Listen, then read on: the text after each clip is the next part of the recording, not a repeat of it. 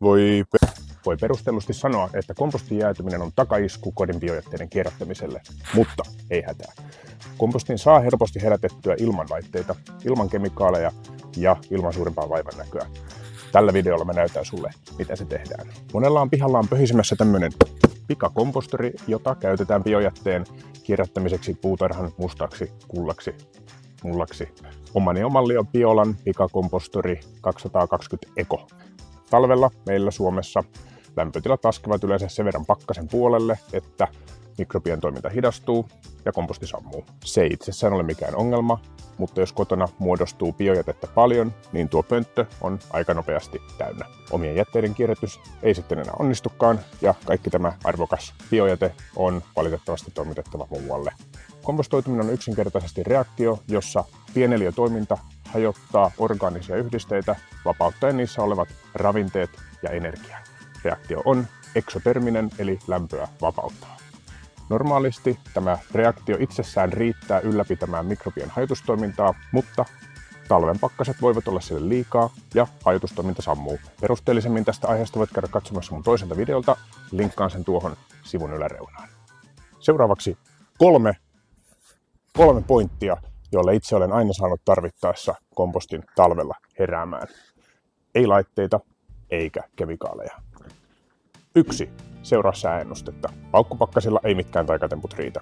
Valitse säännösten perusteella kompostin herättämiseen semmoinen muutaman päivän jakso, jossa lämpötila on -5, mielellään ehkä 0 yläpuolella. 2.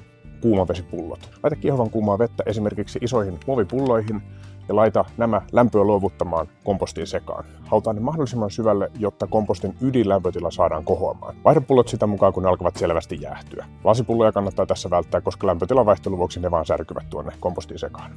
Älä missään nimessä kaada kiehuvan kuumaa vettä suoraan kompostin sekaan. Kompostissa tulee vain märkää, hapetonta velliä, joka anaerobisesti hajotessaan alkaa haista, tuottaa metaania ja voi olla jopa haitallista puutarhassa. Ja sitten kohta 3. Starttaus. Joskus komposti tarvitsee vielä niin sanotun potkukäynnistyksen ja parhaiten tässä toimii jonkinlaisia tyyppiyhdisteitä sisältävä tujaus. Tätä varten ei tarvitse lähteä edes mihinkään erikoisliikkeisiin asioimaan, sillä sopivaa, puhdasta ja biologisesti käyttökelpoista luomutavaraa löytyy ihan jokaiselta. Nimittäin virtsaa. Pieni annos ruumiinlämpöistä nestettä riittää yleensä käynnistämään kompostin hajotustoiminnan.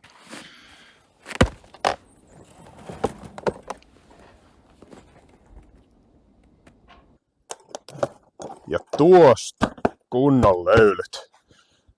Nyt kun kompostori sitten alkaa kivasti pöhistä, niin hajotustoiminnan ylläpitämiseksi tulisi sitä muistaa tasaisesti täyttää ja tyhjätä. Tässä voikin tulla vähän haastetta, sillä talvella ei välttämättä ole paljon sellaisia paikkoja, mihin sitä valmista tavaraa voisi työntää.